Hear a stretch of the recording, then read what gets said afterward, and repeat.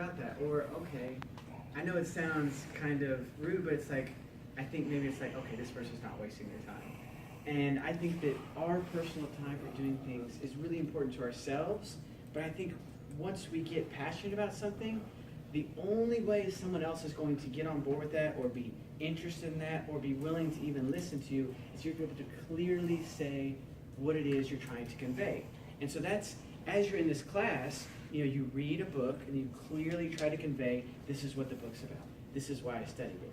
Well, it's similar to in daily life when someone's like, hey, does anyone here work? Part-time or anyways? Okay, where do you work at? I'm at Pharmacy Tech at CBS.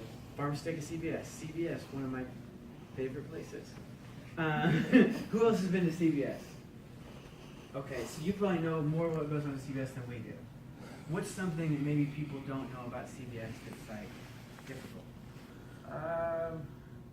We're always short-handed in the pharmacy, and they always, like my store's open until midnight, so we'll get 10 pages of prescriptions, 15 prescriptions on each page to fill before midnight. And not enough people. On top of prescriptions coming in, the phone ringing, so when we don't answer the phone, it's nothing personal, we're slammed. Okay, and so I think also people come into CBS and they're like, oh my goodness, this person has no time for, or this is taking forever, right? Yeah. And they might, people are really mean sometimes. They can. Yeah, It's I amazing literally to had a me. lady on the phone talking like I was not there and saying I hate when they're incompetent. Yeah. And then she brought me a insurance card for workers' comp for her kids. Right, and if you take the time to write down a few sentences about that, about kind of justifying here's what our time is being spent on, it can be used when that rude person comes along, because it seems like in jobs like that, what does anybody else do, like with food or any customer service stuff? Yeah, I work at Risky's. Risky's. Yeah, the barbecue restaurant. Okay. And yeah, we get that all the time. But I'm a food runner, so I get that more from the servers because they want the food out like that. Right. Because the customers are getting antsy too. So we have to deal with the server on top of the customer because I run it out to the customer too. So I have to deal with the customer and the server. Right. So what you're saying to me is very clear. And obviously you can't convey all that to your customer at the time. But what you can do is jot down a few lines on what you just said. So after you finish helping the customer, maybe your boss or the server person, they come to you like, hey, this isn't working right. You're like, oh, well, let me tell you exactly what happened. I was doing this person was rude, and this is how it works, and I'm doing the best I can. They're like, okay, I understand. They might, isn't that great to hear that, okay, I understand. Sometimes that's all you want to hear from your parents, that's all you want to hear from the person you're helping, I understand. What's another job like that? Yes? Well, I work at a hospital. Mm-hmm. I'm an ER collector, and patients usually get really upset with me because of how much they have to pay. But in reality, it's their responsibility because they're the ones that choose what insurance. Sometimes they have really, really high co-pays, Can you guys hear that? She's talking about how high. So how do you tell that person? How do you convey that to them without being rude? Well, I let them know that they need to talk to their insurance and let them know that they're not happy with how much they're paying when they go to the ER. And some of them are nice about it, but some of them are. Have you ever taken the time to stop and write that down? Do you think it would be helpful to you if you wrote that down? Yes. I think so too. And I think all of the English class we're in here, it's all about using words and word use. Have anyone heard the word diction? Yes. It's a fancy word for word usage. And so by writing it down, you may find that you use a type of diction which is a little, maybe it's a little more professional if you're dealing with a professional environment, or maybe it's a little more casual, or maybe it's a little more worded directly towards your parents. I mean, obviously if you write something down, you're like, you want to include your parents as who you're writing towards, and what is that called, the person you're writing to? Audience, that's right, it's your audience. So how could you change the wording to convey what you're trying to your audience? Let's have one more example of somebody who works in that type of job. Yes? I'm a hostess at a restaurant, and we get really upset about not being sent where we like we see an empty restaurant and we have reservations, and also you have to keep in line with the managers, what they want, what they have coming in, also the reservations, and if they're coming in early, if they have extra people. There's just a lot going on, and people come in and say, why is it taking so long? They would say, I'm sorry, we don't forget about you, we're working the best we can. So you have all these factors that go into you trying to justify why what is happening is happening. If you just take the time to write that down, you'll be able to concisely truncate it all. Truncate just means bringing it down to a smaller amount. Put it in a way where you can explain something in a short amount of time. Like, hey, what's going on? Hey, let me tell you, there's some mitigating factors. Mitigating just being like there's a situation that's causing this situation to be like this for you. It seems like everything's okay, but other things are happening. So you can say that in 1 or 2 sentences, and that way you feel that they kind of understand what it is you're trying to say. And that's the main thing we're trying to do here with what you're writing, and as you go in the future, is that someone understands what you're trying to say. You may write it down, say it to someone, and they're still like, I don't understand, I don't get it. So what would you? That's why I want to tell people, like, just because you play the video games doesn't mean you're not. Exactly. And what was that last sentence you wrote down? You just said it again. Oh, some shows have meaning and messages that can show the viewers. That it do show the viewers, because a lot of people like look at anime and they're like, oh, Dragon Ball Z, Naruto. Cool. What do you mean not cool? Well, there's like other animes that are like slice of life, so it's like basically you'll watch like, I don't know, Grey's Anatomy, and there'll be an anime over like doctors too. There'll be an anime over like sports. It's just a cartoon form instead of like no. Oh, so it's just a different form of expressing that story. Does anyone else watch anime ever? Yeah. In my program, I'm in this very technical degree, and a lot of people who are very skilled at their area, like editing films, so they're really into anime. And so, at first, I will be honest, I was the same way. I was like, this person's like really proficient in their job, and they're like, yeah, Dragon Ball Z. And I'm like, automatically kind of like, okay, they're really good at their job, they're talking about Dragon Ball Z. I don't know if this person's as good as it. But then, what do they tell me about? They tell me about the story. They tell me how interesting it is. I'm like, oh, that's actually interesting. I just never think of it necessarily being conveyed that way. Whereas, like, if I was, like your son, if I was to go back to when I was little, I loved cartoons. And I loved, like, how the story was given to me. I didn't know that's the way it was being conveyed. Like, I loved watching the Batman cartoon. What's another, what is your name? Yes. Why don't you tell us what you wrote real quick? Okay, well, one thing I'm really interested in that like most people don't understand is like how the brain works. Okay. And like I don't know, sometimes I just like to like do research and like look up like how like some people interpret things through their brain. Because everybody interprets everything differently. Okay, so by saying that, what do you want someone to understand about you? I mean, like, when you say that you like to look into how the brain works, people are like, Why? who cares? But like, if you think about it, while you're thinking about how your brain works, you're using your brain to think about how your brain works. That's good. And that like interests me. I think that's like really weird. So the way, now do you mean like physiologically, like biologically how the brain's working, or like mentally? Like, So mentally, so how you're processing and turning that into, okay. So I think if you continue to write on that topic, I think you help people to understand a little more about what it means to you, and maybe open up their horizons to what it is you're speaking about. Who else wants to give an example? I want to give everybody a chance. I know we had this problem. I want to give everybody a chance. How are we doing on time? See? Okay, tell us what you wrote. I've been producing music for about a year now, and it's an important part of my life because I love the outcome of my work. Music theory is the more boring part of it, of the process, but I really enjoy audio engineering, and the engineering part of making music is really intriguing because messing with settings and learning new things about sound and audio interests me. And I spend whatever free time I have a day working on getting better. Okay, so honing your skills, Yeah. being proficient in what you're doing, in what type? Oh, the genre? It's just electronic. Okay, EDM, electronic. So you're putting together beats and Yeah. the sounds that go with those, like the ambience, I guess you could say. read for me again, like that first, there's like first one or two sentences.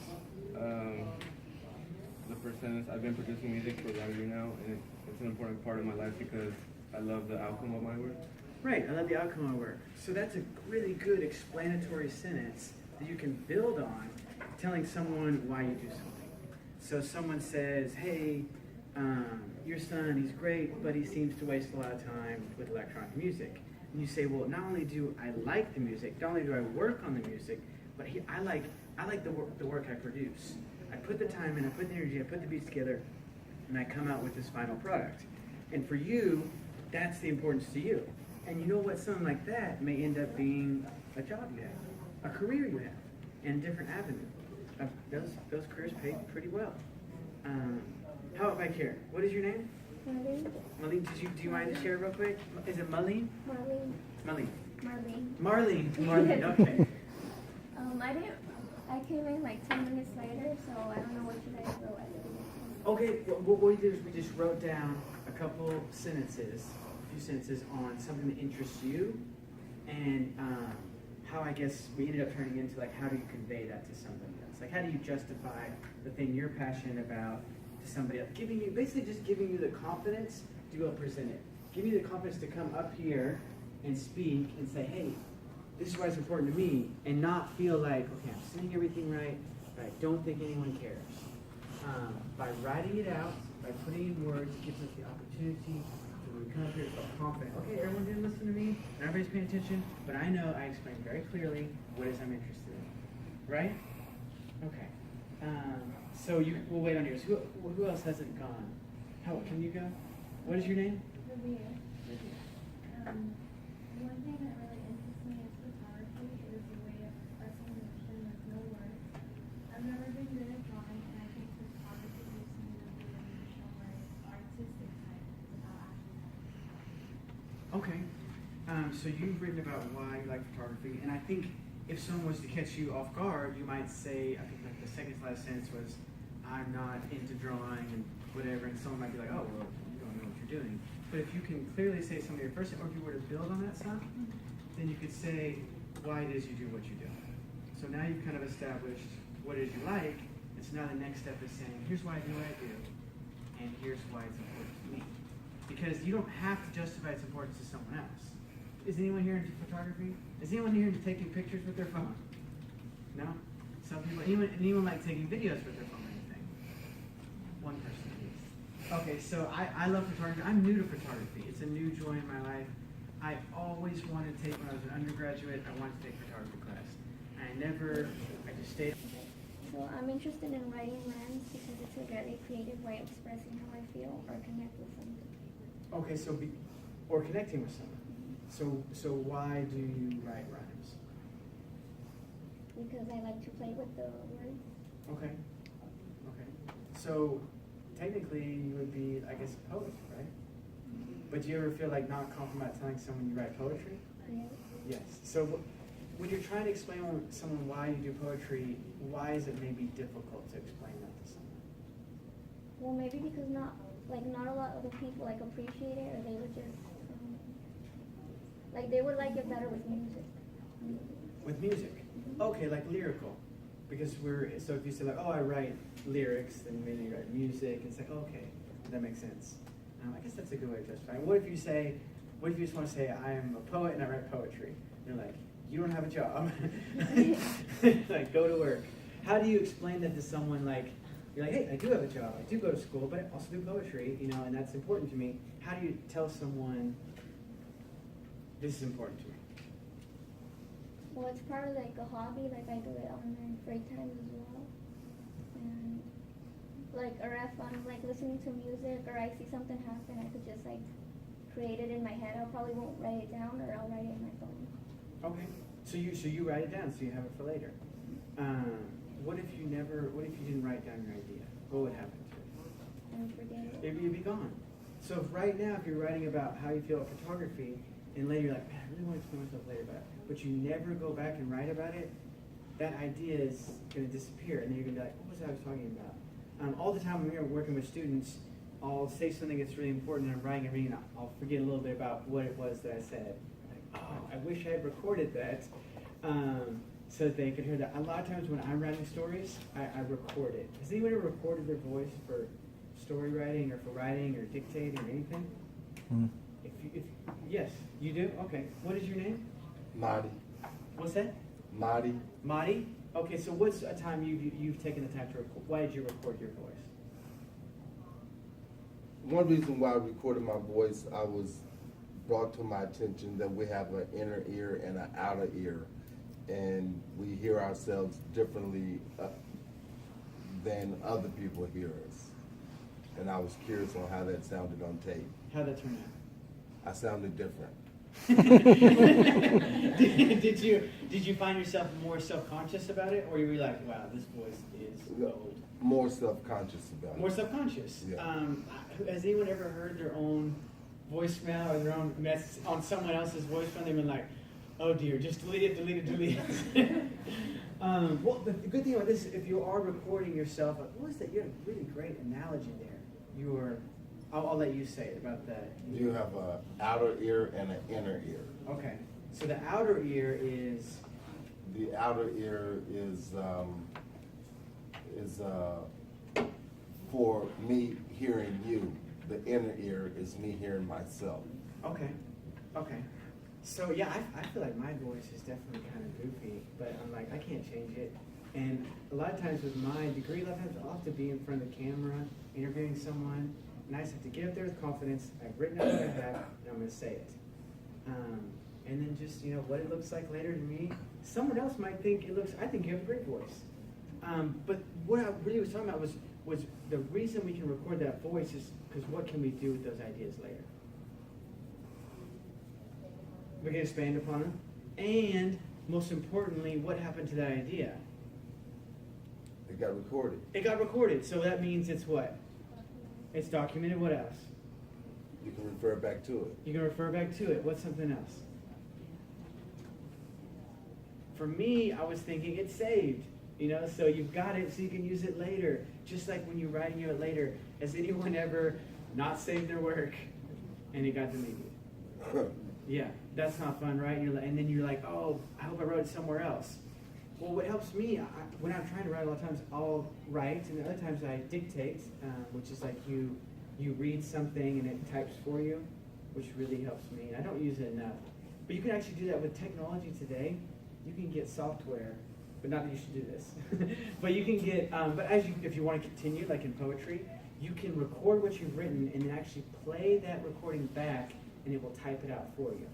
And this works really well, with someone who maybe has a need, they're not able to maybe use their hands or something, but they continue to tell their stories because technology is advancing. And so that's something I should use more often, but I do use because if I have an idea and I want it to be a story, I want it to stay there saved. Has anyone had a wonderful idea for a story and they saved it somewhere, they wrote it down?